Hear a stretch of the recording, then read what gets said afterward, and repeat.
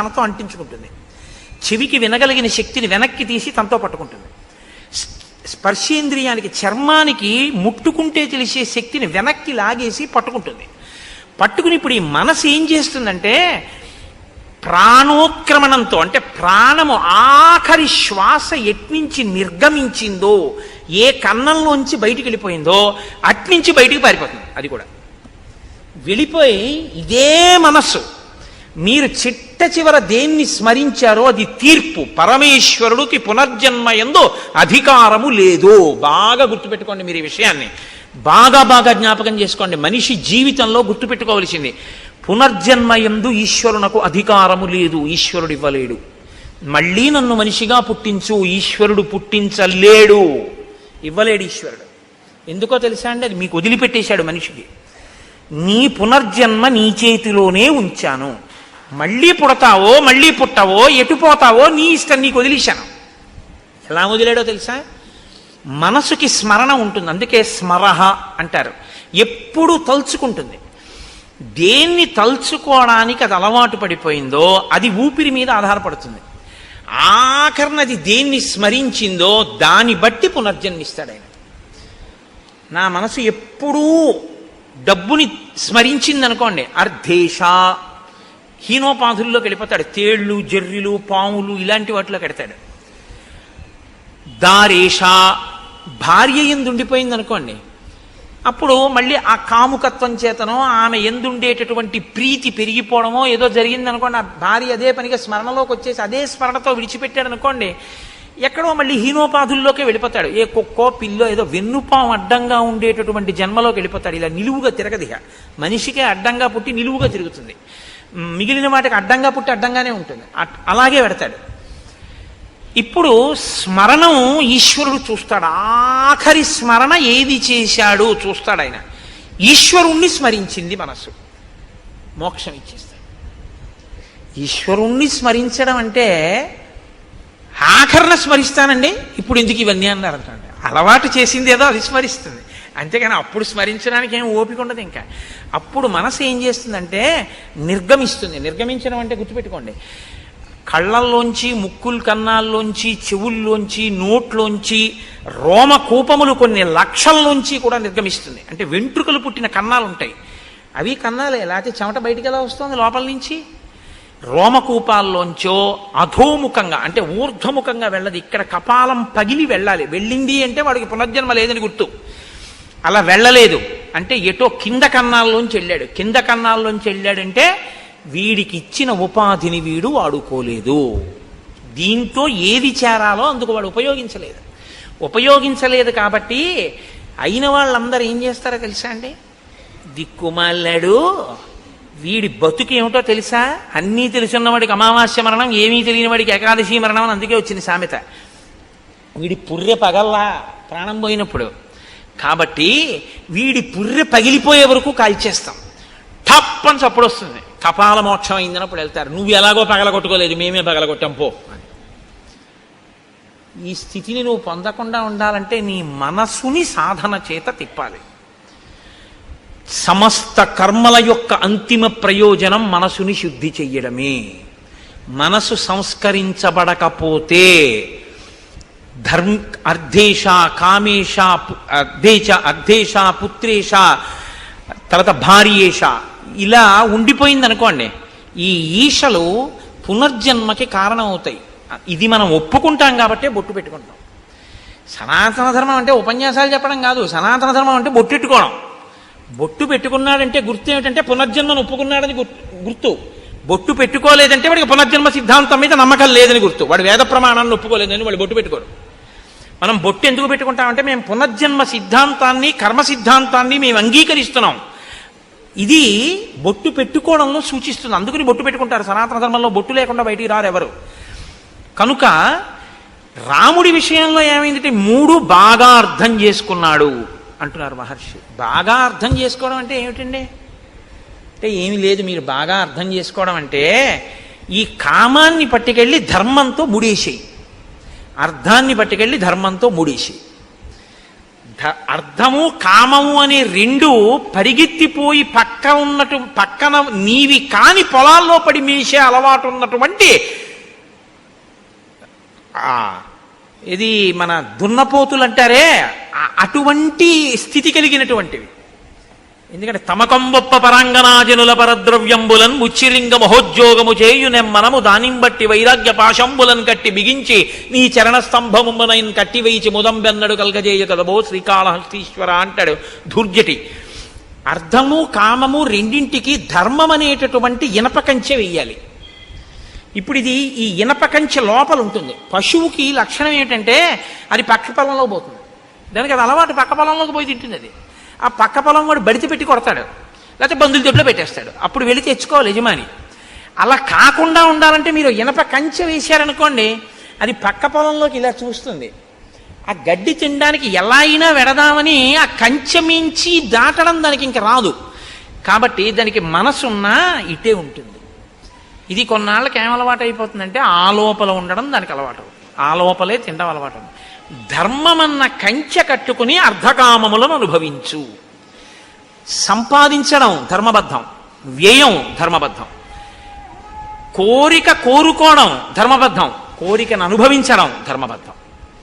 తప్ప ధర్మాన్ని అతిక్రమించి నువ్వు కోరిక తీర్చుకున్నావా ఇబ్బందే. ధర్మబద్ధము కాని కోరిక కోరుకున్నావా ఇబ్బందే. ధర్మబద్ధము కాని కోరిక పుట్టేటట్లు చెయ్యగలిగినవి నువ్వు చూడడం మొదలుపెట్టావా ప్రమాదమే. నీకు శ్రేయస్సుని ఇవ్వనిది చదువుతున్నావు, నీకు శ్రేయస్సుని ఇవ్వనిది నువ్వు చూస్తున్నావు.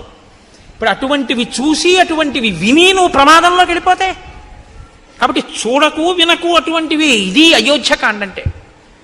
నువ్వు కట్టుపడు, ధర్మమునకు ముడివేయి అర్థాన్ని కామాన్ని. ధర్మానికి అర్థాన్ని కామాన్ని ముడేస్తే నాలుగోది వచ్చేస్తుంది, మోక్షం వచ్చేస్తుంది. ఇది ఎంత తేలిగ్గా ఉంటుందంటేనండి చెప్పడానికి, ఒక 8 అడుగుల కర్ర తీసుకొచ్చి మీరు సమాన భాగములుగా నరుకుడు అని నేను అన్నాను అనుకోండి. ఇప్పుడు 8 అడుగుల కర్ర కాబట్టి సమాన భాగములుగా చెయ్యాలంటే నేను ఎన్ని ముక్కలు చేయాలి? ఎన్నమ్మా? 4 ముక్కలు. ఒక్కొక్క ముక్క ఎన్ని అడుగులు ఉండాలి? 2 అడుగులు. 4 2 8 కదా. ఇప్పుడు 8 అడుగుల కర్ర నాకు ఇచ్చారు మీరు. ఆ కర్ర తీసుకొచ్చి అక్కడ పెట్టి 2 అడుగులు చూసి అక్కడికి కత్తి పెట్టి నరికాను, ఓ ముక్క వచ్చేసింది. ఇప్పుడు మళ్ళీ 6 అడుగుల ముక్క ఉందిగా, మళ్ళీ ఇలా పెట్టి మళ్ళీ ఇంకో 2 అడుగుల ముక్క నరికాను, ఇంకో 2 అడుగుల ముక్క వచ్చింది. ఇంకెన్ని ముక్కలు మిగిలాయి? ఇంకెంత ముక్క మిగిలింది? 4 అడుగుల ముక్క. ఇప్పుడు 4 అడుగుల ముక్క అక్కడ పెట్టి 2 అడుగుల దగ్గర మళ్ళీ నరికాను. ఎన్ని ముక్కలు వచ్చాయి? 2 అడుగుల ముక్కలు 2 వచ్చాయి. 8 అడుగుల ముక్కని 2 అడుగుల సమాన భాగములు 4 చేయడానికి ఎన్ని మాటలు నరికాను? 3 మాటలే. 3 మాటలు నరికితే 4వ ముక్క వచ్చేసిందా లేదా? 2 అడుగుల ముక్క. ధర్మబద్ధమైన అర్థము, ధర్మబద్ధమైన కామము మోక్షాన్ని ఇచ్చేస్తాయి. తప్ప మోక్షమును సాధించడం అని ఇంకా వేరే ఏం ఉండదు. మోక్షము అంటే ధర్మబద్ధమైన అర్ధకామములను తెలిసి ఉండుట, అలా జీవించుట, అది ఏ మోక్షమునకు హేతు. ఇది రాముడికి తెలుసు. కాబట్టి ఇప్పుడు ఏది ప్రధానంగా తెలిసి ఉండాలంటే ధర్మం తెలిసి ఉండాలి. తెలిసి ఉంటే ధర్మానికి అర్ధకామములు ముడివేయాలి. రాముడు ఎలా వేశాడో నువ్వు చూస్తే నువ్వు అలా వేయాలి. కాబట్టి అయోధ్యకాండ అంత గొప్పది. కాబట్టి అయోధ్యకాండ అంటే గృహస్థాశ్రమానికి పనికొచ్చేటటువంటి ఎన్ని విషయాలను ఆవిష్కరిస్తుందండి. అలా మీరు ఏ శ్లోకం పట్టుకున్నా అంతే, అందులోంచి ఎన్ని రహస్యాలు చెప్తున్నా. వేదోప బ్రహ్మణం అది. ఏ శ్లోకాన్ని మీరు చదవండి, అందులోంచి మీరు ఒక కొత్త విషయాన్ని తెలుసుకుంటుంటారు. ఓ ఇదన్నమాట విషయం, నేను ఇలా దిద్దుకోవాలన్నమాట అని తెలుస్తుంటుంది. కాబట్టి ఇటువంటి రాముడు ఇటువంటి గుణములు కలిగిన వాడు. పైకి ఎలా కనపడుతుంది? రాముడు ఇన్ని గుణములు కలిగిన వాడని ప్రజలు కీర్తిస్తున్నారు. ఇప్పుడు దశరథ మహారాజు గారు అనుకున్నారట, అధరాజ్ఞో బభూవైవం వృద్ధస్య చిరజీవిన ప్రీతిరేషా కథం రామో రాజస్యాన్మయి జీవతి. నేను చాలా కాలం బ్రతికాను, పెద్దవాడిని అయిపోయాను, వృద్ధుణ్ణి అయిపోయాను, 60,000 సంవత్సరముల వయస్సు వచ్చింది. ఇంతకాలం బిడ్డలు లేరని బాధ, ఇప్పుడు బిడ్డలు పుట్టిన తర్వాత గుణవంతులయ్యారని సంతోషం. ఇప్పుడేం కోరిక వచ్చింది కొత్తగా? నేను బతికుండగా రాముడు రాజవడం చూస్తే బాగున్నాం. తర్వాత కోరిక ఏమిటి వచ్చింది దశరథ మహారాజు గారికి? రాముడు రాజై పరిపాలన చెయ్యడం చూసి స్వర్గానికి వెళ్ళిపోతే బాగుండు. ఇప్పుడు ఈ కోరిక పుట్టింది అని ఆయన అనుకుంటున్నాడు. వృద్ధికామోహి లోకస్య సర్వభూతానుకంపన మత్త ప్రియతరో లోకే పర్జన్య ఇవ వృష్టిమాన్. దశరథుడి దృష్టిలో రాముడు ఎటువంటి వాడు? ఆయన లోకాన్నంతటినీ కూడా అనుగ్రహించగలిగినటువంటి సమర్థుడు. ఎలా అనుగ్రహిస్తాడు అంటే, ఒక ఊళ్ళో వాళ్ళందరూ దాహంతో ఆర్తితో ఉన్నారు. కేవలం పంపుల్లో నీళ్లు బాగా వదిలిపెడతామండి అంటే సరిపోతుందా? ఆచరి వెండిపోతుంది. బాగా నీరు నిండినటువంటి మేఘముల గుంపు వచ్చి వర్షించిందా, చెరువులు తటాకములు అన్నీ నిండిపోతాయి. మంచి జల సమృద్ధి కలుగుతుంది. జనుల యొక్క ఆర్తి తీర్చగలిగినటువంటి సమర్థతలో నీరు నిండిన మేఘం లాంటి వాడు నా కొడుకు, అంతటి సమర్థుడు. కాబట్టి ఆ రాముడు రాజైతే బావుణ్ణు. అయితే యథాస్వర్గమమాప్నుయాం, అప్పుడు నేను రాజరికం ఆయన చేస్తుండగా చూసి ప్రాణం విడిచిపెట్టి నేను స్వర్గలోకానికి వెళ్ళిపోతాను అని అనుకుని కబురు చేశాడు. పౌరులకు, జానపదులకు, సేనానాయకులకు, మంత్రులకు, సామంతులకు, ఇతర ప్రముఖులకు అందరికీ విడివిడిగా కబుర్లు చేశాడు. అందరికీ కలిపి ఒకరు కాదు, విడివిడిగా. ఒకరికి తెలిసినట్లు ఒకరికి తెలియదు. వాళ్ళల్లో వాళ్ళు చర్చించుకునే అవకాశం ఇవ్వలేదు దశరథుడు. ఎందుకని?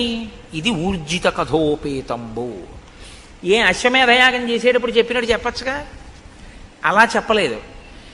అందరూ రావాలి. ఎలా కబురు చేశాడో తెలుసా అండి? సామంతులందరి దగ్గరికి వెళ్ళి నువ్వు చెప్పి 11 అయ్యేటప్పటికి వచ్చేసేయమను. సామంతులందరూ ఎందుకు రమ్మన్నాడు చక్రవర్తి? మాట్లాడుకునే అవకాశం లేదు.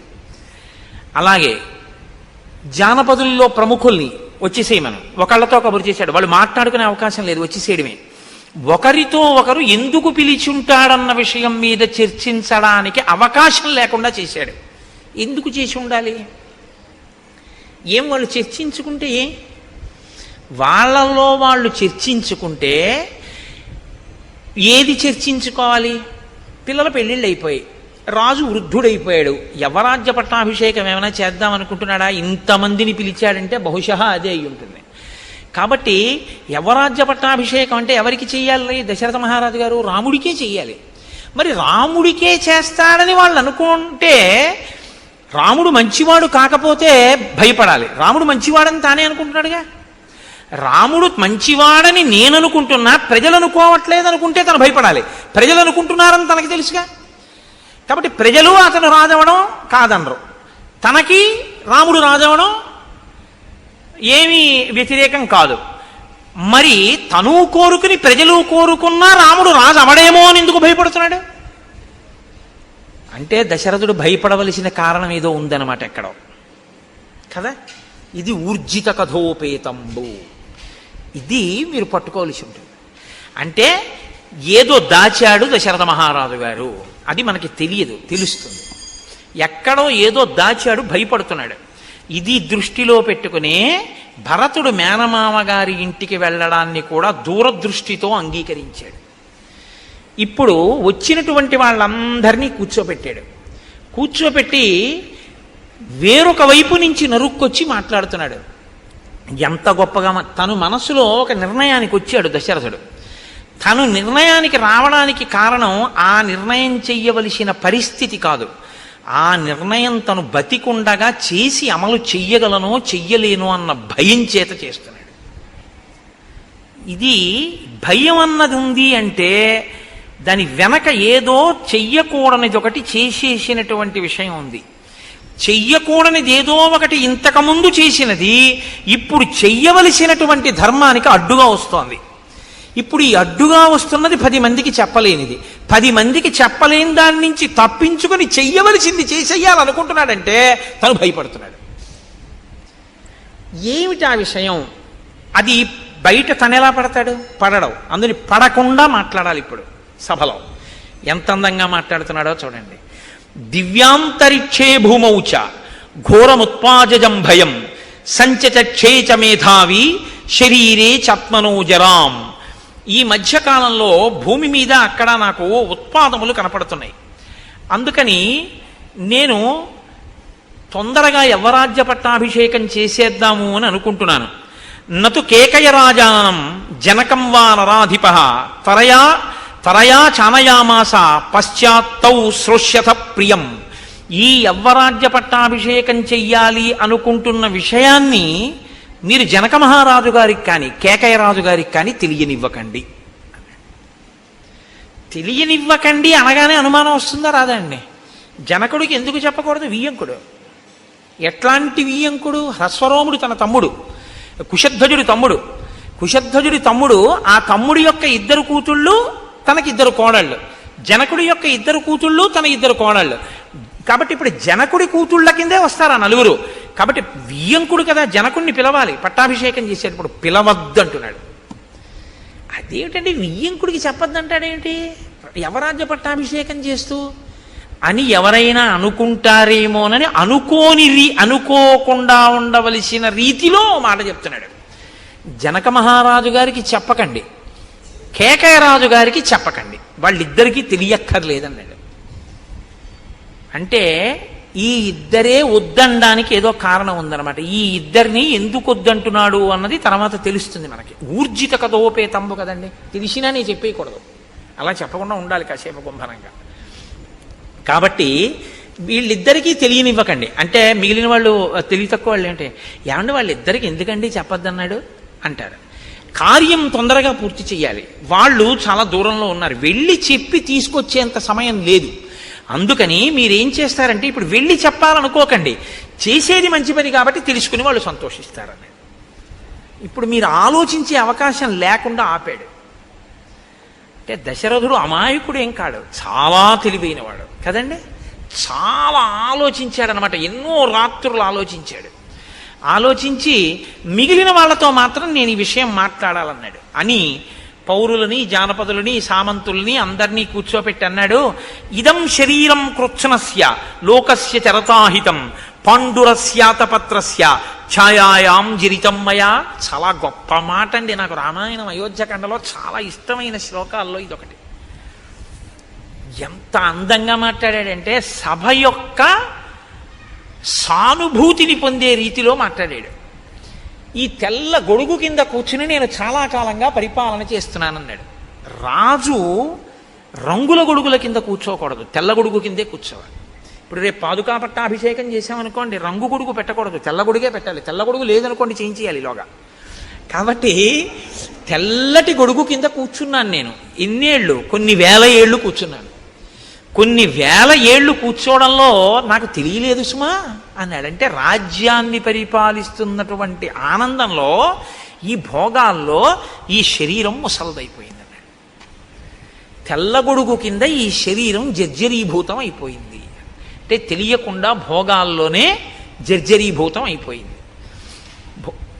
అది ముసలితనానికి వెళ్ళిపోతే ప్రాప్య వర్ష సహస్రాణి బహన్యాయూంషి జీవిత జీర్ణాస్యాస్య శరీరస్య విశ్రాంతిమభిరుచయే. ఈ జీర్ణమైపోయిన శరీరం ఇంకా పరిపాలన చెయ్యమంటే చెయ్యలేకపోతోంది. అందుకని ఇది కొంత విశ్రాంతిని కోరుకుంటోంది. నేను నా పూర్వీకులు కూడా ధర్మాన్ని పట్టుకుని కొన్ని వేల సంవత్సరాలుగా ఇక్ష్వాకు వంశం ఈ రాజ్యాన్ని ప్రజలని కన్నబిడ్డలలా పరిపాలిస్తోంది. నా పూర్వీకులు ఏ ధర్మం పట్టుకున్నారో నేను కూడా అదే ధర్మాన్ని పట్టుకున్నాను. మిమ్మల్ని కన్నబిడ్డల్లా పరిపాలించాను. నా ఓపిక ఉన్నన్నాళ్ళు పరిపాలించాను. ఇక నాకు పరిపాలించడానికి ఓపిక లేదు, విశ్రాంతిని పొందాలి. అనురూప సవైనాథో లక్ష్మీవాన్ లక్ష్మణాగ్రజ త్రైలోక్యమపి నాథేన ఏనస్యాన్ అధవత్తరం. 3 లోకములను పరిపాలించగలిగినటువంటి దక్షుడైనటువంటి రాముడు నా కుమారుడు. కాబట్టి ప్రజలకు హితకరమైనటువంటి రీతిలో పరిపాలన చెయ్యగలిగిన వాడు. కాబట్టి రాముడికి యవ్వరాజ్య పట్టాభిషేకం చెయ్యాలనుకుంటున్నాను. ఎవరో ఒక్కడే ఆలోచించి తీసుకున్నటువంటి నిర్ణయం అంత గొప్పగా ఉండదు. తటస్థులై అంటే అటు ఇటు చెందని వారైనటువంటి వారు ఆలోచించి చెప్పినటువంటి నిర్ణయంలో పక్షపాతం ఉండదు. కాబట్టి మీరు బాగా ఆలోచించి చెప్పండి, మీరు ఎలా చెప్తే నేను అలా చేస్తాను, ఇవ్వనా రాముడికి రాజ్యాన్ని అన్నాడు. అంటే సభంతా ఒక్కసారంది, అనేక వర్ష సహస్రో వృద్ధస్త్వమసి పార్థివ సరామం యువరాజానం అభిషించస్వ పార్థివం ఇచ్ఛామోహి మహాబాహుం రఘువీరం మహాబలం గజేన మహతాయాంతం రామం ఛత్రవృతాననం. రాజా, నువ్వు కొన్ని వేల సంవత్సరములు పరిపాలించావు, బడలిపోయావు. మాకు కోరికగా ఉంది, ఎప్పుడెప్పుడు రాముడు రాజవుతాడా, ఎప్పుడెప్పుడు అంబారీ ఏనుగు మీద వెడతాడా, ఎప్పుడెప్పుడు తెల్లగొడుగు కింద కూర్చుని యువరాజుగా వెడతాడా, ఎప్పుడు చూస్తామా. వీళ్ళప్పుడే కళని ఇంకొంచెం ముందుకు తీసుకెళ్ళిపోయారు. మాకు అలా ఉందని చూడాలనుంది అన్నారు. దశరథుడి ప్రజ్ఞ ఎక్కడుందో తెలుసా అండి? ఇప్పుడు సభ చేత ఆమోద ముద్ర వేయిస్తున్నాడు. ప్రజలందరూ కోరుకున్నారయా రాముడు రాజు కావాలని అన్న విషయాన్ని తీసుకొస్తున్నాడు అనమాట ప్రస్తావనలోకి. నా నిర్ణయం కాదు, ప్రజలందరూ కోరుకున్నారంటున్నాడంటే ఏదో భయం ఉంది. తనే నిర్ణయం చేశానని చెప్పడానికి భయపడుతున్నాడు. అధికారం తనకున్న, రాముణ్ణి రాజు చేయడానికి తనకు అధికారం ఉంది, పెద్ద కొడుకుని చేసేయచ్చు. కానీ నేనే చేశానండి పెద్ద కొడుకుని రాజుని అంటే ఎలా చేస్తావయ్యా అనేవాడు ఎవడో ఉన్నాడనమాట. ఎలా చేస్తావయ్యా అనేవాడు ఉన్నాడంటే అలా అనడానికి అవకాశం తను ఇచ్చాడనమాట ఎవరికో. అలా అనేవాడు ఎవడైనా ఉన్నవాడు వచ్చి అలా అంటాడేమోనన్న భయంతో రాజన్నవాడు ప్రజలు మెచ్చుకున్నవాడై ఉండాలి. ప్రజలందరూ కోరుకున్నారు, రాముడికి రాజ్యం ఇచ్చాను అనిపించడానికి సభ చేత ఆమోదముద్ర వేయిస్తున్నాడు. ఎంత తెలివిగా వేయించాడో తెలుసా అండి? శృత్యైవ వచనం యన్మే రాఘవం పతిమిచ్చద రాజాన సంశయోయం వే కిమిదమృతతత్వతః కథం ను మయి ధర్మేణ పృథివీం అనుశాసతి భవంతో ద్రష్టుమిచ్చంతి యువరాజం మమాత్మజం. మీరు నిజంగా చెప్పండి, నేను ఇన్ని వేల సంవత్సరములు ధర్మంగా పరిపాలించాను కదా రాజా, ఇప్పుడు మీరేమి ముసిరివారైపోయాడు, చక్కగా ఓపిగ్గా ఉన్నారు కదా, పరిపాలిస్తున్నారు కదా, మీరే ఉండండి. ఇప్పుడు ఇందుకు అమంగళకరంగా ఏడో కొత్తగా యువరాజ్య పట్టాభిషేకం ఏంటి, అలా ఉండండి, హాయిగా మీరే చేయండి అనడం మానేసి రాముణ్ణే తీసుకొచ్చేయండి పెట్టేయండి అంటున్నారు కదా. రే, మీకు నా పాలనలో లోపం కనపడిందా? రాముడిలో నాకన్నా గుణాలు కనపడ్డాయా? ఏవి చెప్పండి అన్నాడు. అంటే ప్రజలు ఎంతగా కోరుకున్నారో చెప్పించాలనుకున్నాడు.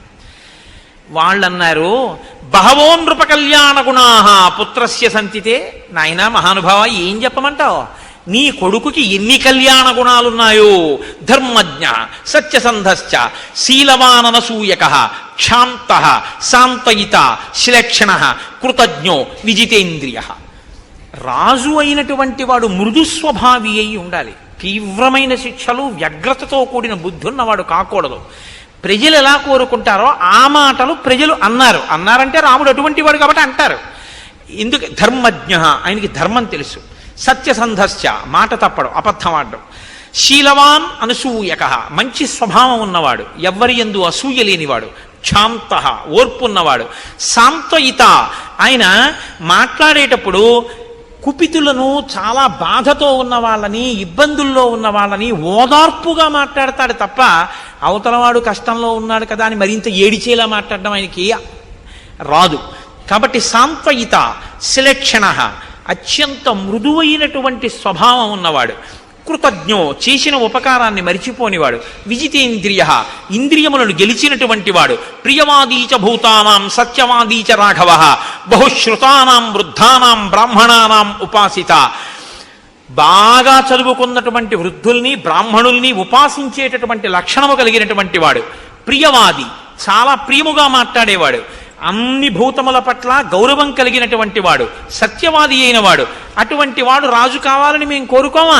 వ్యసనేషు మనుష్యాణం భృశం భవతి దుఃఖితః ఉత్సవేషు చ సర్వేషు పితేవ పరితుష్యతి. చాలా చమత్కారమైనటువంటి మాట అన్నారు వాళ్ళు. వ్యసనేషు మనుష్యాణం భృశం భవతి దుఃఖితః. ప్రజలు కష్టంలో ఉన్నప్పుడు తెలుసుకుని వాళ్ళు కష్టపడ్డారని బాధపడుతూనే ఉంటాడు రాముడు. ప్రజల్ని సుఖపెట్టడంలో తండ్రిలా సుఖపెడతాడు. ఏమిటి మాట అంటే, రాముడు పరిపాలన చెయ్యడం అంటే ఎలా ఉంటుందంటేట, ప్రజలకు ఒక కష్టం వచ్చింది అనుకోండి, ఆ కష్టం తీరిపోయిన తర్వాత రాముడు మాత్రం, ప్రజలు ఆ కష్టం మర్చిపోయారు, రాముడు మర్చిపోట. నేను రాజునై ఉండగా ఒకానొకప్పుడు ప్రజలంతా కష్టపడ్డారు, నేను వాళ్ళని అప్పుడు సుఖపెట్టలేకపోయానని ఇప్పటికీ తలుచుకు ఏడుస్తాట. ఇది అమ్మ లక్షణం అన్నారు. దానికి ఒక అద్భుతమైనటువంటి ఉపమానం ఇచ్చారు ఒక పెద్దలు అయిన వారు. ఒక వ్యాఖ్యానంలో ఒక తల్లి ఓ పసిపిల్లవాడిని తీసుకుని అక్కడ కూర్చోబెట్టుకుంది, బియ్యం ఏరుకుంటోంది. ఇంతలో ఎవరో ఇంకో అమ్మలక్క వచ్చింది. ఈవిడ మాట్లాడుకుంటున్నారు. ఈ పిల్లవాడు తెలిసి తెలియనివాడు పాకుతూ పాకుతూ వెళ్ళి పక్కనున్న పాడుపడ్డ బావిలో పడిపోయాడు. అమ్మా అని ఏడిచాడు. చీకటిగా ఉంది, నుయ్యి అందులో పడిపోయాడు. అయ్యో పిల్లాడు పడిపోయాడు గుండెలు బాదుకుంది ఆవిడ. బాదుకుంటే చుట్టుపక్కల వాళ్ళు వచ్చారు, నిచ్చెనేసుకున్నారు, లోపలికి దిగారు. అదృష్టవశాత్తు ఇసుక కయ్య ఉంది అక్కడ. పిల్లవాడికి ఏం అవ్వలేదు. వాడు చిరునవ్వు నవ్వుతున్నాడు. వాడిని పైకి తీసుకొచ్చారు. ఒళ్ళేం దెబ్బలు తగలలేదు, రక్ష పెట్టారు. వాడు పెరిగాడు, పెద్దవాడు అయిపోయాడు. ఆ తర్వాత 20 ఏళ్ల తర్వాత గుంటూరులో రామాయణం జరుగుతోంది. ఈవిడ అక్కడికొచ్చి ఈవిడ రామాయణానికి వచ్చింది. అప్పుడు బియ్యం ఏరుకుంటుంటే వచ్చిన ఆవిడ రామాయణానికి వచ్చింది. అయిపోయి ప్రసాదం దగ్గర ఇద్దరు కలుసుకున్నారు. ఈవిడ్ని తీసుకెళ్ళడానికి ఈవిడ కొడుకు కారేసుకొచ్చాడు. అమ్మ వచ్చేస్తావా, తీసుకెళ్ళిపోతానన్నాడు. ఈ రెండో ఈవిడ మీరు ఇంతకుముందు ఒంగోలులో కదా ఉండేవారు అన్నారు. అవును, మీరెవరంటే నేను ఏదో సత్యవతిని, మీరు రుక్మిణి కదా అనుకున్నారు. ఇద్దరు మాట్లాడుకున్న తర్వాత ఈ పిల్లాడు అమ్మ వచ్చేస్తావా అన్నాడు. మన ఇద్దరం మాట్లాడుకుంటుంటే నూతిలో పడిపోయిన వాడేనా వీడు అంది ఆవిడ. అంటే అవునమ్మా, అప్పుడు మా పిల్లాడు నా అదృష్టం కొద్దీ బతికాడు, కానీ బియ్యం ఏరుకుంటూ మీతో మాట్లాడుతూ ఉండిపోయాను. పిల్లాడు నా అదృష్టం కొద్దీ దక్కాడు, నిజంగా ఏమైపోనో పిల్లాడని ఆవిడ ఇప్పుడు కళ్ళు ఒత్తుకుందిట. అప్పుడు పడిపోతే ఇప్పుడు కళ్ళు ఒత్తుకోవడం ఎందుకు అంటే, పిల్లాడి కష్టం తీరిపోయినా తల్లి మర్చిపోదు. తల్లి గుర్తు తెచ్చుకు బాధపడుతున్నది తల్లి మనసు. భృశం భవతి దుఃఖిత. రాముడు ఎప్పుడో ప్రజలకి కష్టం వచ్చినా తలుచుకు బాధపడతాడు, ఆ కష్టం పోయినా సరే. ఉత్సవేషు చ సర్వేషు పితేవ పరితుష్యతి. తండ్రి వాలంటరీ రిటైర్మెంట్ పెట్టేశాడు, ప్రావిడెంట్ ఫండ్ అమ్మేశాడు, అన్నీ కలిపి కొడుక్కి ఇచ్చేశాడు. కొడుకు అమెరికా వెళ్ళిపోయి అక్కడ ఏదో చదువుకున్నాడు, ఉద్యోగం వచ్చింది, పెద్దవాడు అయిపోయాడు. నాన్నగారండి 6 కార్లు కొన్నానండి అన్నాడు. బ్రహ్మాండమైన ఇల్లు కట్టానండి అన్నాడు. తండ్రి అన్నీ ఇచ్చేశాడుగా, ఓ పెంకుటింట్లో ఉన్నాడు. రోహిణీ కార్తీ. ఈ రోహిణీ కార్తీలో నాన్నగారు ఈ మధ్యనే నాకు ప్రమోషన్ వచ్చింది కాబట్టి నాకు ఇంకో 1,00,000 రూపాయలు జీతం పెరిగింది నాన్నగారండి అని చెప్పి ఉత్తరం రాశాడు. ఈ పిచ్చి అయినా టైఫాయిడ్ వస్తే ఒరే ఒక్కసారి రారా అంటే, నాన్నగారండి ఇప్పుడే ప్రమోషన్ వచ్చింది, నేను రాకూడదు, ఒక్క 4-5 రోజులు చూసి తగ్గకపోతే ఫోన్ చేయండి అన్నాడు. వాడు ఏదో తగ్గిపోయింది, ముసలాయన ఇంటికి వచ్చేసాడు. ఇప్పుడు ఈ ఉత్తరం వస్తే ఈయన తల మీద బట్టేసుకుని ఎదురింటికి పరిగెత్తుకెళ్ళి మా అబ్బాయికి 1,00,000 రూపాయలు జీతం పెరిగిందట, ప్రమోషన్ వచ్చింది అని చెప్పాడు. ఈయన ఆ పిల్లాడికి డబ్బు ఇచ్చి పెంకుటింట్లో ఉన్నాడు. వాడికి 1,00,000 రూపాయలు పెరిగితే ఈయనకేం వచ్చింది? ఈయనకి టైఫాయిడ్ వస్తే వాడు చూడడానికి కూడా రాలేదు. అయినా మరి ఈయనకి ఎందుకు సంతోషం అంటే, పితేవ పరితుష్యతి. తండ్రి తనదంతా కొడుక్కిచ్చేసి కొడుకు సంతోషంగా ఉంటే తను సంతోషిస్తాడు తప్ప, తను సంతోషంగా ఉండి కొడుక్కేమీ లేకపోయినా నేను సంతోషంగా ఉన్నాను కదా, వాడు ఎలా పోతే నాకు ఎందుకని తండ్రి అనలేడు. కాబట్టి తనకి లేకపోయినా తన ప్రజలు సంతోషంగా ఉంటే తన సంతోషంగా ఉంటాడు రాముడు. మాకు కష్టం వస్తే కష్టం తీరిపోయి మేము సంతోషంలో ఉన్నా, మాకెప్పుడో కష్టం వచ్చిందని ఎప్పుడూ బాధపడతాడు రాముడు. ఇంకింతకన్నా రాజు కావడానికి అర్హత ఏంటయా? అందుకు ఇచ్చేసేయి, అవరాజ్య పట్టాభిషేకం చేసేయి రాముడికి, మేము సంతోషిస్తామన్నారు ప్రజలు. చాలా బాగుందన్నాడు, పొంగిపోయాడు. ఇటువంటి రాముడికి ఎందుకు పట్టాభిషేకం చెయ్యాలని మేము అంటున్నామో తెలుసా? వాళ్ళు ఇంకొక బలమైన కారణం చూపించారు. స్త్రియో వృద్ధాస్తరుణ్యశ్చ సాయం ప్రాతః సమాహితాః సర్వాన్ దేవాన్ నమస్యంతి రామస్యార్థే యశస్వినః. ఏమీ తెలియనటువంటి వాళ్ళు, వృద్ధులైపోయిన స్త్రీలు, యవ్వనంలో ఉన్న స్త్రీలు, ఉదయము సాయంకాలము కూడా వాళ్ళు ప్రార్థన చేసేటప్పుడు పెళ్లి కాని పిల్ల ప్రార్థన చేస్తే మంచి భర్త కోసం చేయాలి. వృద్ధులైన వాళ్ళు ప్రార్థన చేస్తే తన కుటుంబం కోసం చేస్తారు. వాళ్ళుట పొద్దున్న సాయంకాలం కూడా పూజ చేసేటప్పుడు మా రాముడు బాగుండాలని పూజ చేస్తున్నారు. అంటే మా రాముడు బాగుంటే రాజ్యం బాగుంటుంది, రాజ్యం బాగుంటే మేము అందరం బాగుంటాం, ఇంకా వేరే అక్కర్లేదు, మా రాముడు బాగుండాలి స్వామి అని ప్రార్థన చేస్తున్నారు. ఇంకింతకన్నా ఏం చెప్పమయ్యా?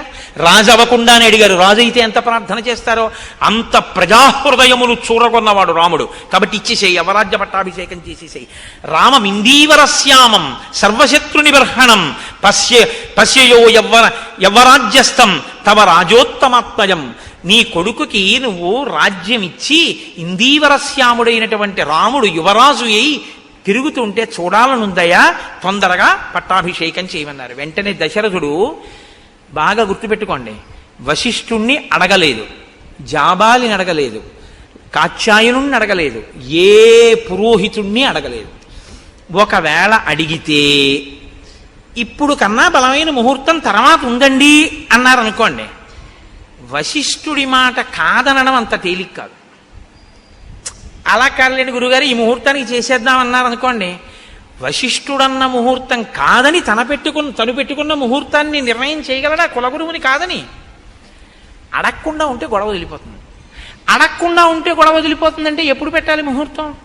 6 నెలలు పోయాక చేద్దాం అనుకుంటున్నానండి అన్నాడు అనుకోండి, తొందర ఏం లేదనమాట దశరథుడికి. చాలా తొందరగా చేసేద్దాం అనుకుంటున్నాను, ఇదే ముహూర్తం అండి అన్నాడు అనుకోండి, పక్కన వశిష్ఠుడిని పిలిచి, అదేమిటి అంటే తొందరగా పట్టాభిషేకం అయిపోవాలని ఎందుకో తొందరపడుతున్నాడు. ఎందుకు తొందరపడుతున్నాడు?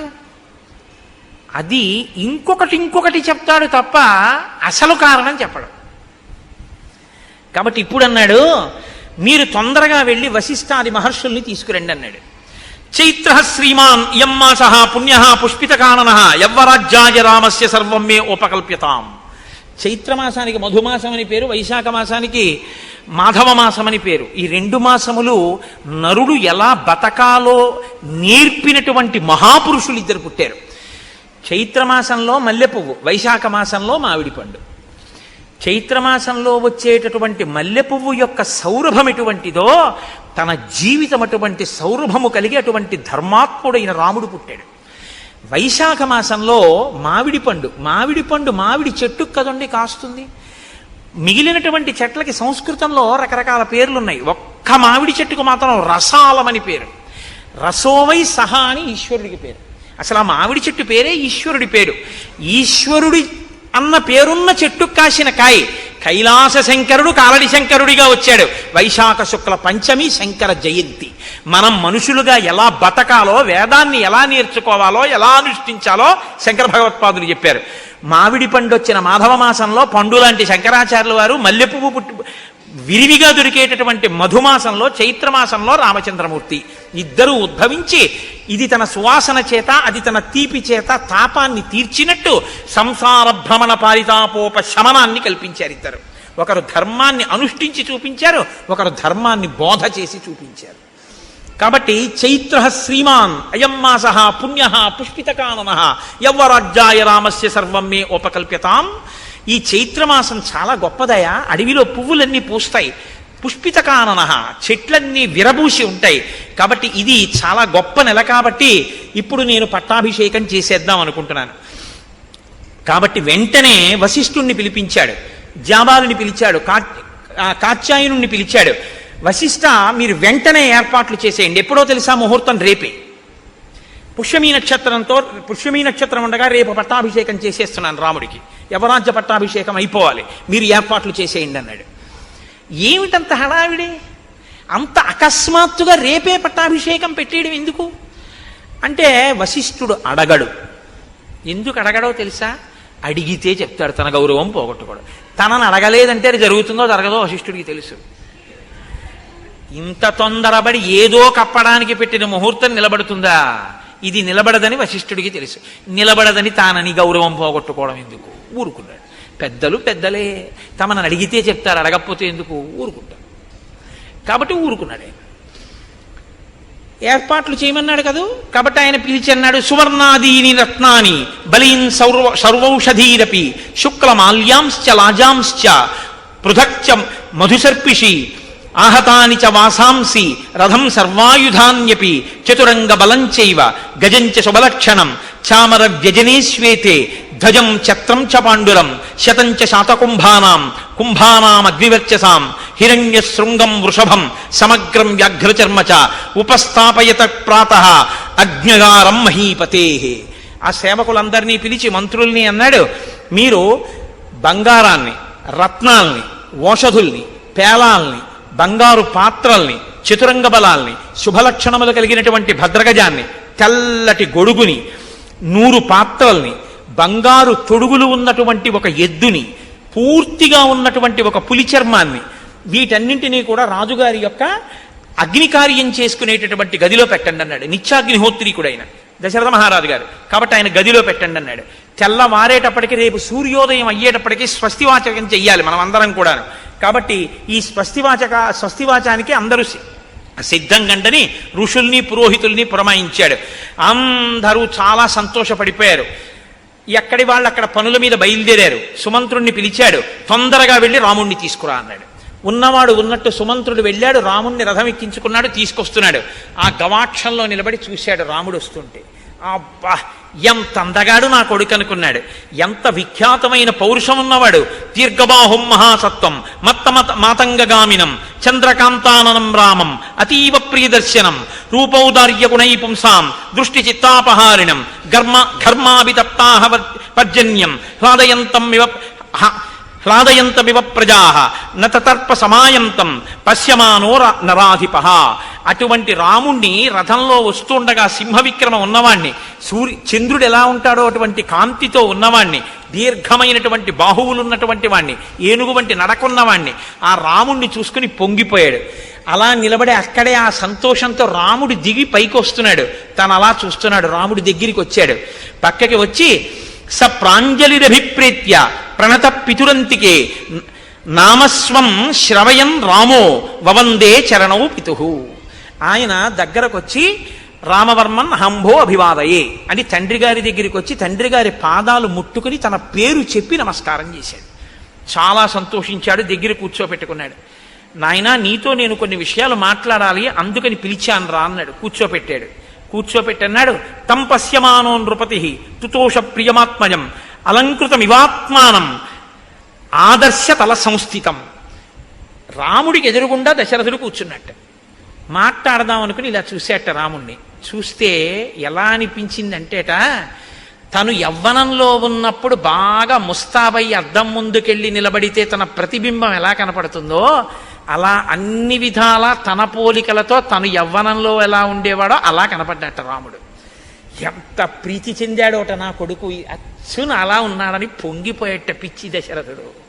ఎంత బాధపడతాడో నిజంగా. దశరథ పరితాపం చదవడమే కష్టంగా ఉంటుంది. కాబట్టి ఇప్పుడు ఆ కొడుకుని చూసుకుని అన్నాడు, నాయనా, నిన్ను పుష్యమీ నక్షత్రం ఉండగా నీకు యవ్వరాజ్య పట్టాభిషేకం చేస్తానన్నాడు. రామాయణ కాలంలో వారాలు లేవు. ఆదివారం, సోమవారం, మంగళవారం, బుధవారం అప్పుడు లేవు. అవి ఇప్పుడు వచ్చాయి. అప్పుడు నక్షత్రాలు బట్టే చెప్పేవారు. కాబట్టి పుష్యమీ నక్షత్రంలో నీకు యవ్వరాజ్య పట్టాభిషేకం చేస్తాను. నువ్వు మంచివాడివే, కానీ నీ ఎందున్న ప్రీతి చేత నేను నీకు కొన్ని మంచి మాటలు చెప్తాను. నువ్వు భూయో వినయమాస్థాయ, ఇంకా బాగా వినయంగా ఉండడం నేర్చుకో. భవనిత్యం జితేంద్రియ, బాగా జితేంద్రియుడు కావాలి. కామక్రోధ సముద్ధాని త్యజేధా వ్యసనానిచ, నాయన కామక్రోధములను అణిచిపెట్టి వ్యసనములను విడిచిపెట్టి నువ్వు చాలా మంచివాడవన్న పేరు తెచ్చుకోవాలి. సరే వెళ్ళిరా, రేపు ఉదయం నీకు పట్టాభిషేకం. ఒక్క మాట అంటే ఒక్క మాట. అబ్బా నాన్నగారండి ఎంత మంచి మాట చెప్పారండి, మా ఫ్రెండ్స్కి వెళ్ళి పార్టీ ఇవ్వాలని ఏమనలేదు. నువ్వు ఇంకా బాగా వృద్ధిలోకి రావాలి ఏమనలేదు. వచ్చాడు, నమస్కారం పెట్టాడు, నాన్నగారు చెప్పారు, విన్నాడు, వెళ్ళిపోయాడు. అంతే. అది రాముడు అంటే. కదలనివాడు ఆయన, కదులుతున్నవి మిగిలినవి. వెళ్ళిపోయాడు. వెళ్ళిపోయిన తర్వాత వశిష్ఠాదుల్ని పిలిచాడు. ఓ మాట చెప్పాడు, నువ్వు వెళ్ళి ఉపవాస వ్రతం చేయించు సీతారాములతో అన్నాడు. అని మళ్ళీ అంతఃపురంలోకి వెళ్ళాడు. మళ్ళీ సుమంత్రుడిని పిలిచాడు. మళ్ళీ వెళ్ళి రాముణ్ణి అకస్మాత్తుగా తీసుకురా. అంటే మీకు ఒక విషయం బాగా గమనించాలి. ఇప్పుడు దశరథుడు మనస్సు స్థిరంగా లేదు, ఏదో భయపడుతున్నాడు. ఆ పని అవుతుందా, చాలా ఉద్వేగంగా ఉన్నాడు. రాముడికి పట్టాభిషేకం చేసేస్తానా, అయిపోతే బాగున్నాం, ఏదో కంగారు పడిపోతున్నాడు. మళ్ళీ పిలవమన్నాడు. మళ్ళీ వెళ్ళాడు సుమంత్రుడు. ఆశ్చర్యపోయాడు రాముడు. అది ఇప్పుడే వచ్చావు అన్నాడు. దశరథుడు మళ్ళీ పిలుస్తున్నాడు. వస్తావో రావో నీ ఇష్టం అన్నాడు. తప్పకుండా వస్తాను, కానీ నాన్నగారు మళ్ళీ వెంటనే ఎందుకు పిలిచారు? మళ్ళీ వెళ్ళాడు. మళ్ళీ వెళ్ళి అంతఃపురంలో మళ్ళీ ఎదురుగుండా వెళ్ళి నమస్కారం చేసి నించున్నాడు. కూర్చున్నాడు. అనుభూతాని చేస్తాని మయా వీర సుఖాన్యపి దేవర్షి పితృ విప్రాణాం అనృణోస్మి తథాత్మనః. నాయన రామ, నేను చాలా పెద్దవాడిని అయిపోయాను. నేను ఎన్ని భోగాలు అనుభవించాలో అన్ని నేను అనుభవించేశాను. దేవర్షి పితృ విప్రాణాం, దేవతల యొక్క, పితృ అంటే తండ్రి యొక్క, విప్ర బ్రాహ్మణుల యొక్క, మధ్యలో దేవర్షి ఋషుల యొక్క రుణాన్ని నేను తీర్చేసుకున్నాను. కాబట్టి నా ప్రయోజనం పూర్తయిపోయింది. అనేక యజ్ఞయాగాలు చేశాను, దేవతల రుణం తీర్చుకున్నాను. ఋషులు ఇచ్చినటువంటివి చదువుకున్నాను, ఋషి రుణం తీర్చుకున్నాను. పితృదేవతలు నన్నెలా కన్నారో అలా నేను మిమ్మల్ని కన్నాను, వాళ్ళ రుణం తీర్చుకున్నాను. బ్రాహ్మణులకి విశేషమైన దానాలు చేశాను, దానివల్ల వాళ్ళ రుణం తీర్చుకున్నాను. నాకు అన్ని రుణాలు తీరిపోయాయి. కానీ రామ, ఈ మధ్య నాకు దుశ్శకునములు కనపడుతున్నాయి, పగటిపూట కనపడుతున్నాయి, స్వప్నంలో కనపడుతున్నాయి. అకస్మాత్తుగా ఉల్కలు నేల మీద పడుతున్నాయి. నా జాతకంలోకి సూర్యాంగారక రాహువిహి, సూర్యుడు, అంగారకుడు, రాహువు ముగ్గురు కూడా నా జన్మ నక్షత్రాన్నంతటినీ కూడా ఆక్రమించి ఉన్నారు. కాబట్టి నేను ఉంటానా ఉండనా అన్నది అనుమానాస్పదం. నేను ఎంతకాలం ఉంటానో తెలియదు. దానితో పాటు నీతో ఒక మాట చెప్తాను. తద్యావదేవమే చేతో నవిముంచతి రాఘవ తావదేవాభిషించస్వ చలాహి ప్రాణినామ్మతి. రామ, నిన్ను పిలిచి పట్టాభిషేకం చేస్తానన్నాను కదా రేపు పొద్దున్నే. అలా చెయ్యాలని అనుకుంటున్నాను. కానీ మనుష్యుల యొక్క మనస్సులున్నాయి చూసావు, ఇవి మారిపోతుంటాయి. కానీ కాబట్టి నా మనసు మళ్ళీ మారకముందే ఈ యవరాజ్య పట్టాభిషేకం అయిపోని. అలా ఎందుకు మారుతుంది నాన్నగారు మీ మనసు? అడగడు రాముడు. మారితే ఏమవుతుంది? ఇవ్వరు. ఇవ్వకపోతే ఏమవుతుంది? నేను ఆయన కొడుకునే, నాకు తండ్రి అంతే. కాబట్టి ఇంకెందుకు? నాకు ధర్మం ఏమిటి? నాన్నగారు చెప్తే రాజ్యం పుచ్చుకోవడం, నాన్నగారు వద్దంటే మానేయడం. కాబట్టి నా కలర్ ఏమిటి? ఊరుకుంటాడు. ఎవరు ఓహో తొట్టుపడిపోతున్నాడు? దశరథుడు తొట్టుపడిపోతున్నాడు. ఇంకొక మాట అన్నాడు దాంతోపాటు, నాయన విప్రోషితశ్చ భరతో యవదేవ పురాదిత తావదేవాభిషేకస్తే ప్రప్తకాలో మతో మమ కామం ఖలు సతాం వృత్తే భ్రాతాతే భరతస్థిత జ్యేష్ఠానువర్తీ ధర్మాత్మ సానుక్రోశో జితేంద్రియ కింటు చిత్తం మనుష్యాణం అనిత్యమితి మే మతి సతాం తు ధర్మ నిత్యానాం కృతశోభిత రాఘవ. భరతుడు చాలా దూరదేశంలో ఉన్నాడు. వాళ్ళ తాతగారి దగ్గర ఉన్నాడు ప్రస్తుతం. భరతుడు వాళ్ళ మేనమామ గారి ఇంటి నుంచి అయోధ్యకి వచ్చే లోపలే నీ పట్టాభిషేకం అయిపోవాలి. అంటే చిన్న విషయాన్ని బయట పెట్టాడు ఇక్కడ. భరతుడు వచ్చే లోపల ఎందుకు అయిపోవాలి? రాముడి తర్వాత వాడు భరతుడు. కానీ భరతుడికి రాజ్యం ఇవ్వవలసిన అవసరం ఉందన్నమాట. ఏదో రాముడు ఉండగా భరతుడికి ఎందుకు ఇవ్వాలి అంటే, భరతుడికి రాజ్యం ఇస్తానని దశరథుడు ఏదో మాట ఇచ్చి ఉండాలి. భరతుడికి ఆ మాట ఇచ్చినట్టు రామాయణంలో లేదు. కాబట్టి భరతుణ్ణి కన్న తల్లికి ఇచ్చి ఉండాలి, లేకపోతే ఆ పిల్లని తనకి ఇచ్చిన వాళ్ళకి ఇచ్చి ఉండాలి. అది వాళ్ళకి తెలియకుండా ఈ పట్టాభిషేకం అయిపోవాలి. ఎందుకంటే ఇప్పుడు పిల్లలు పుట్టాక రాముడి మీద వ్యామోహం పెరిగింది. పెద్దవాడు ధర్మాత్ముడు, ఏది చూసి రాముడికి ఇవ్వకుండా ఉండను. అందుకని ఇప్పుడు రాముడికి ఇచ్చేయడానికి, భరతుడికి ఇవ్వకుండా ఉండడానికి భరతుడు రాకుండా చేసేస్తాను అంటూ, నాయన అతడు చాలా మంచివాడు, నిన్ను అనువర్తిస్తాడు, జ్యేష్ఠుడంటే ప్రేమ ఉన్నవాడు, గౌరవం ఉన్నాడు, భరతుడు తక్కువవాడని నేను అన్న, చాలా మంచివాడు. కానీ రామ, ఏం చెప్పగలం ఎవరి మనసులు ఎప్పుడు ఎలా ఉంటాయో అంటే, లోపల ఏమిటంటే, ఒకవేళ భరతుడికి రాజ్యం ఇమ్మని ఎవరైనా అడిగినా నువ్వు మాట ఇచ్చావు కదా అన్నా, అలా నాకు అక్కర్లేదు రాముడికే ఇవ్వండి అని భరతుడు అంటాడని ఒక నమ్మకం. ఏమో రాజ్యం కదా, మీరు మాట ఇచ్చారు కదా నాన్నగారు నాకే చేయండి అంటాడేమో అని భయం. అందుకని ఎవరి మనసులు ఎలా ఉంటాయో అన్నాడు. అని మళ్ళీ అన్నాడు, బయలుదేరు, వెళ్ళి ఉపవాసం చేయి, రేపు పొద్దున్న ఇచ్చేస్తాను, పట్టాభిషేకం చేసేస్తాను. అంటే ఎంత కదిలిపోతున్నాడో దశరథుడు. ఆ రాత్రి దశరథుడి జీవితంలో ఎంత భయం, తొట్టుపాటు ఉన్న రాత్రో మీరు గమనించండి. కానీ మళ్ళీ వశిష్ఠ మహర్షిని పిలిచాడు. సీతారాములకి ఉపవాసం చెయ్యమని చెప్పావా, వెళ్ళు చెప్పిరా అన్నాడు. ఆయన ప్రత్యేక రథం వేసుకుని రాముడి అంతఃపురానికి వెళ్ళారు.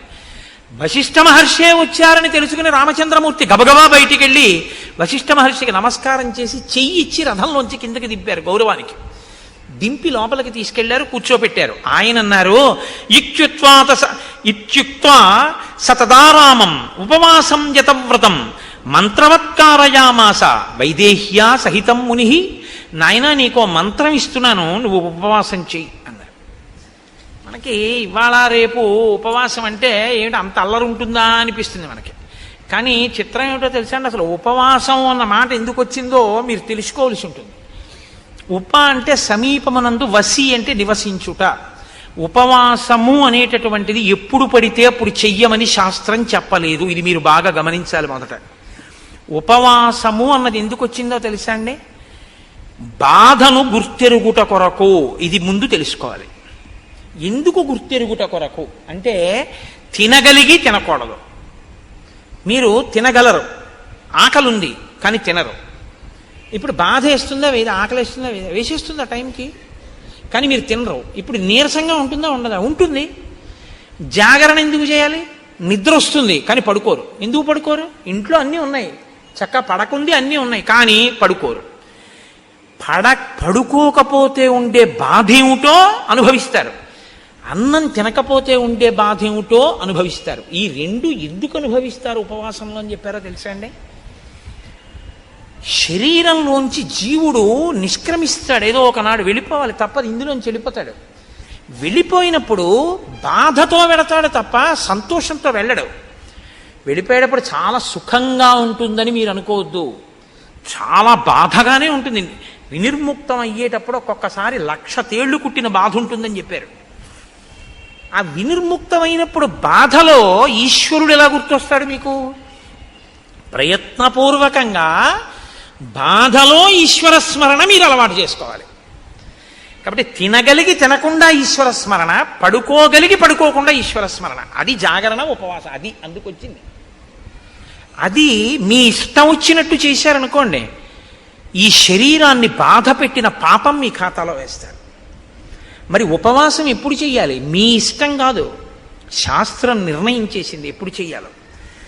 ఒక్క ఏకాదశి నాడు మాత్రమే ఉపవాసం చెయ్యాలి. ఏకాదశి తిథి ఉపవాసం, ద్వాదశి పారణ. సూర్యోదయం అవగానే ఎంత తొందరగా వీలైతే అంత తొందరగా భోజనం చేసేయాలి. యంత్రాలని కూడా ఏం చేస్తామంటే షట్ డౌన్ అని ఆఫ్ చేస్తారు కొన్నాళ్ళు, ఓ 2 రోజులు విశ్రాంతిని ఇస్తారు, ఘర్షణ పుట్టేస్తుందని. మీరు ఈ శరీరంలో కొన్నింటిని ఆపడం మీ తరం కాదు, ఆపకూడదు కూడా. గుండె ఆపుతానంటే 2 రోజులు రెస్ట్ ఇస్తానంటే కుదరదు, ఊపిరితిత్తులు ఆపుతానంటే కుదరదు.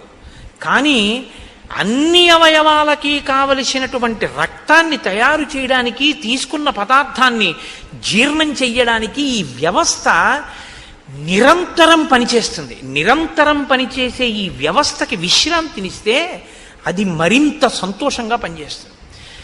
ఈ శరీరానికి అన్నం ఇవ్వడం ఆపి భగవద్ కీర్తనామృతంతో దీన్ని నింపుతారు. ఆ ఉపవాసం అన్నాడు. భజనామృతము, భజన చేత అమృతం, స్తోత్రామృతము, స్తోత్రములతో అమృతం, ధ్యానామృతము, ధ్యానము చేత అమృతం. తప్ప ఉపవాసం ఉండి ఆఫీస్కి వచ్చేసానండి అని వెళ్ళిపోకూడదు. ఉపవాసం కాదు. అది ఏమిటవుతుందో తెలుసా అండి?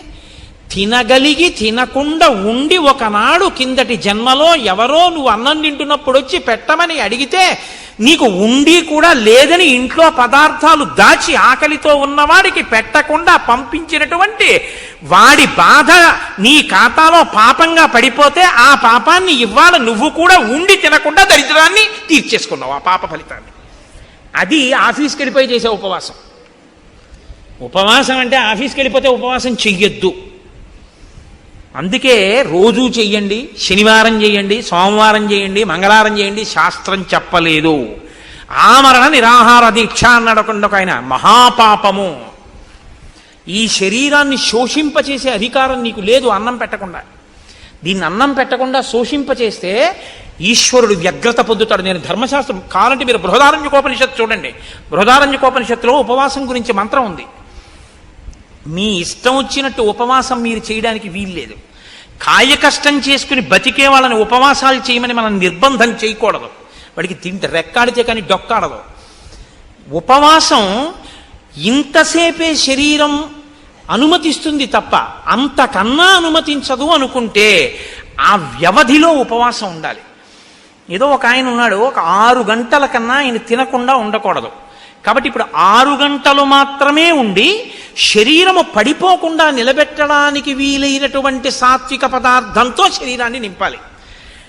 ఎంత తింటే కన్ను పడిపోతుందో, ఆవలింత వస్తుందో అంత తినకుండా, ఎంత తింటే కడుపు నిండిపోయి కన్ను పడిపోకుండా ఉండి శరీరం నిలబడుతుందో, ఈశ్వరారాధనకి యోగ్యతతో ఉంటుందో అంత మాత్రమే పెట్టాలి. అంటే ఒక యాపిల్ పండు తిను, ఒక గ్లాస్ పాలు తాగు, తప్పులేదు. అసలండి నేను ఉపవాసం, నేను స్పృహ తప్పిపోయినా తినను, నా షుగర్ రేటింగ్ పడిపోయి నేను కోమాలోకి వెళ్ళిపోయినా తిన్ను అన్నారనుకోండి, అది ఉపవాసము కాదు. మీరు బాగా గుర్తుపెట్టుకోండి, అది శరీరమును శోషింపచేయుట. అలాగని నేను ఉండలేనండి అని ఎప్పుడూ తినేయకూడదు. ఎప్పుడో అప్పుడు ఉపవాసం ఉండాలి. 3 గంటలు ఉండగలవా? ఉండు. 4 గంటలు ఉండగలవా? ఉండు. అరగంట ఉంటానండి అని చెప్పి ఇడ్లీ 8ంటికి తినేది 8:30కి తినేయకూడదు. ఏదో ఒక రోజున నువ్వు ఉండగలిగిన వ్యవధి చూసుకుని ఉపవాసం చెయ్యాలి. ఆ ఉపవాసంలో ఏం చెయ్యాలి అంటే, మీరు రోజల్లా ఉపవాసం ఉన్నారనుకోండి, రోజల్లా ఉపవాసం అంటే అర్థం ఏమిటో తెలుసా అండి? మీరు ధ్యానమునందు ఉండాలి. మార్చి మార్చి ఉపవాసం చేయాలి. మేము ఒకసారి సత్యనారాయణ వ్రతం అసలు శాస్త్రంలో ఎలా చెయ్యాలో అలా చేశాం. కాపవరంలో చేశాం కదా శర్మ గారు.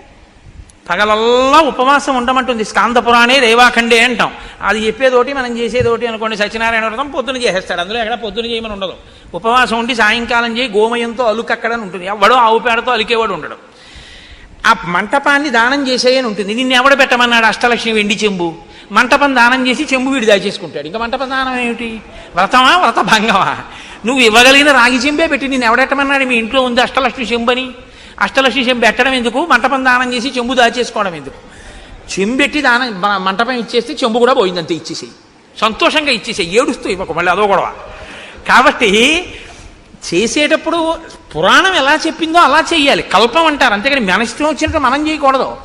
పగలంతా ఉపవాసం ఉండుట అంటే మార్చి మార్చి ఈశ్వర సేవ చేస్తూ ఆయనకు దగ్గరగా ఉండాలి.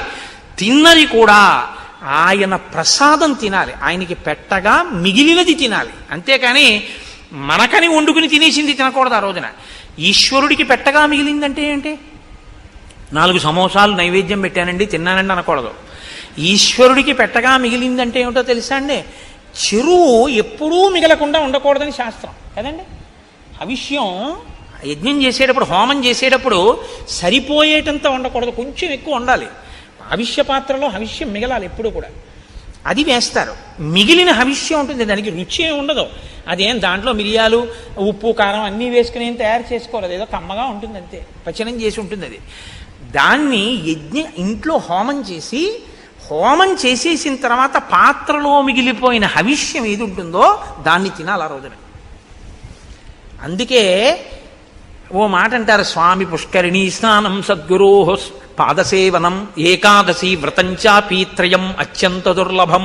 ఏకాదశి వ్రతం ఎవడు చెయ్యడరా అంటారు. ఇదే కారణం. ఇలా చేస్తే ఒక్క ఏకాదశి వాడి జీవితం సంస్కరింపబడుతుందంటారు, ఈశ్వరానుగ్రహం కలుగుతుందని. కాబట్టి ఉపవాసం ఏమిటో చెప్పిరా నా కొడుక్కి కోడలకి అన్నాడు. ఎందుకు చెప్పాలి? మా అబ్బాయికి తెలుసు, మా కోడలికి తెలియదు. మా అబ్బాయి చేత మా కోడలికి చెప్పిస్తే, అమ్మ బాబోయ్ ఇవాళ ఉపవాసమా అంటే మావాడు చిన్నపుచ్చుకుంటాడు. కులగురువు కదా, ఇద్దరినీ కూర్చోబెట్టి నువ్వు చెప్పాలి ఇలా చెయ్యండి అని. ఏమో తెలుసున్నది ఎక్కడైనా సరిగ్గా ఆచరించలేకపోతాడో. ఈశ్వరానుగ్రహం రాముడికి బాగా ఉండాలి, ఉపవాసం చెయ్యాలి, అందుకని వెళ్ళు. ఉపవాసం చేసిన రోజు రాత్రి భార్యతో కలిసే పడుకోవాలి, కానీ మనసు కదలకూడదు. మనసు కదలకుండా పడుకోవాలంటే పూజామందిరంలో పడుకోవాలి. పూజామందిరంలో దర్భాసనం వేసుకుని పడుకోవాలి భార్యతో కలిసి. తప్ప ఆవిడతో కలిసి పడుకుంటే నా ఉపవాసం పాడైపోతుందండి అని ఇద్దరు చెరోగదిలో పడుకోకూడదు. ఇంకా నువ్వు ధర్మబద్ధమైన దాంపత్యం ఏం చేస్తావు? దర్భాసనం వేసుకుని ఇద్దరు పూజామందిరంలో పడుకుంటే ఆవిడ నీ పక్కనున్నా నీ మనసు కదలకూడదు. ఈశ్వర పాదముల దగ్గర నేను పడుకున్నాను, ఉపవసించి ఉన్నానని పడుకోవాలి. ఇది ఉపవాసం అని చెప్పిరా వశిష్ఠ. అలా మా వాడు చేస్తే బాగా ఈశ్వరానుగ్రహం కలుగుతుంది. కలిగితే నేను అనుకున్న సంకల్పం నెరవేరుతుంది. నెరవేరితే రేపు వాడికి పట్టాభిషేకం అయిపోతే అమ్మయ్య నాకు పెద్ద బరువు తీరిపోతుంది. రాముడి వైపు నుంచి ఈశ్వరానుగ్రహాన్ని పరిపుష్టం చేస్తున్నాడు దశరథుడు. చేస్తున్నాడా, మనకి నేర్పుతున్నాడా ఉపవాసం అంటే ఏమిటో? మనకి అంటే మీరు నేర్చుకోక్కర్లేదు, మీరు పెద్దలు, మీకు అన్నీ తెలుసు. నాబోటిగాడి గురించి నేను మాట్లాడేది. కాబట్టి ఉపవాసం అంటే ఏమిటో తెలుసుకోవాలంటే మనం రామాయణం అయోధ్యకాండ చదవాలి. మీరు ఏ చిన్న విషయాన్ని తెలుసుకోవాలన్నా రామాయణంలోకే చూడాలి. రామాయణంలో ఉండని ధర్మం మీకేం ఉండదు.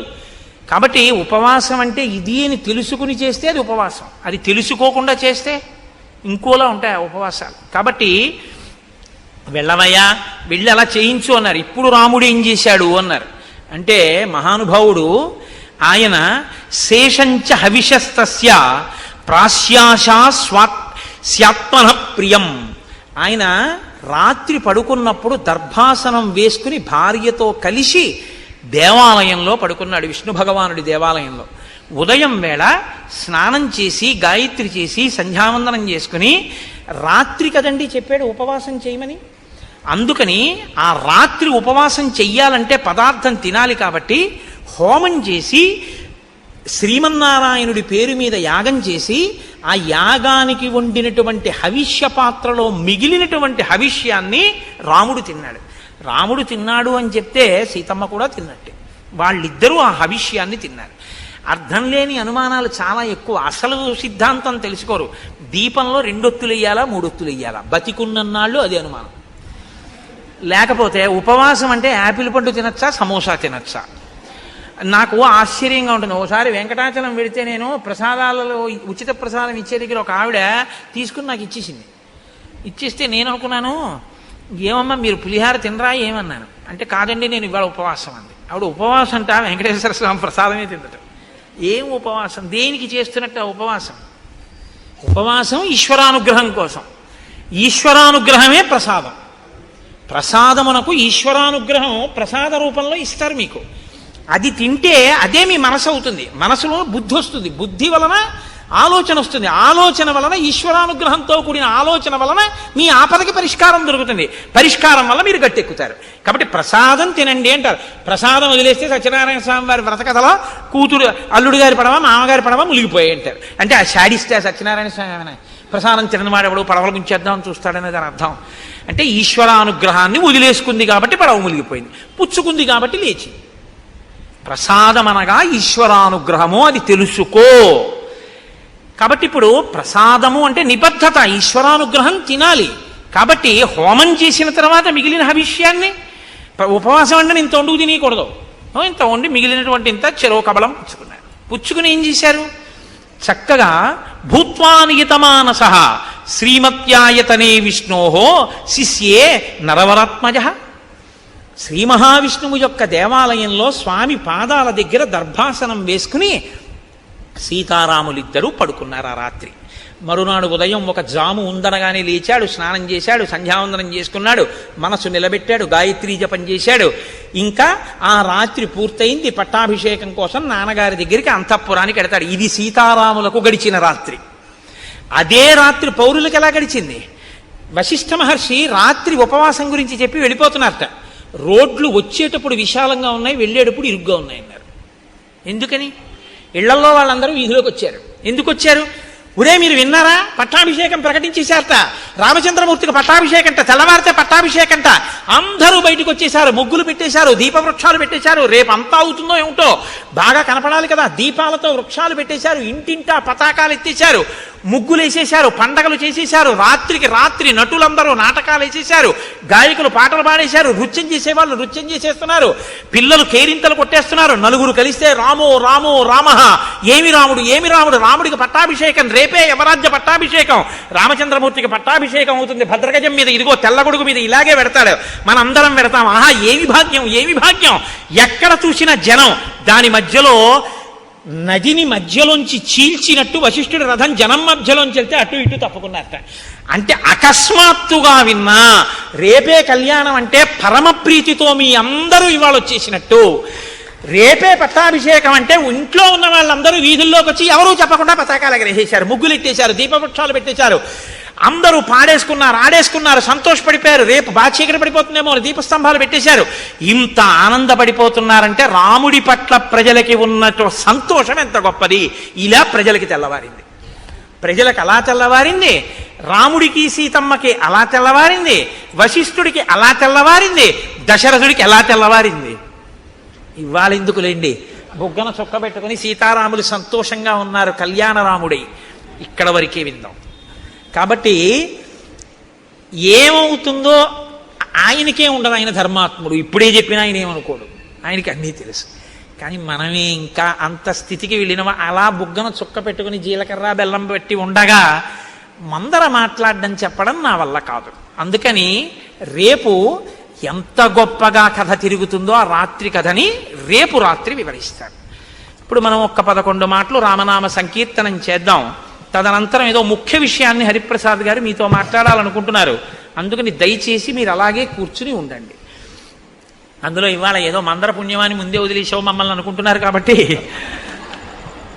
ఆత్మలో జీవాత్మతానై అలరుచున్నది రామనామము. రామనామము రామనామము రమ్యమైనది రామనామము. కర్మనేత్రదయము చేతను కానరానిది రామనామము. రామనామము రామనామము రమ్యమైనది రామనామము. 3 నదులను దాటు వారికి మోక్షలక్ష్మియ రామనామము.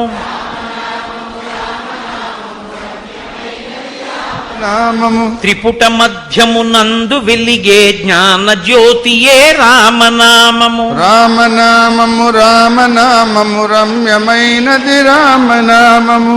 దూరదృష్టియులేని వారికి దుర్లభము శ్రీరామనామము. రామనామము రామనామము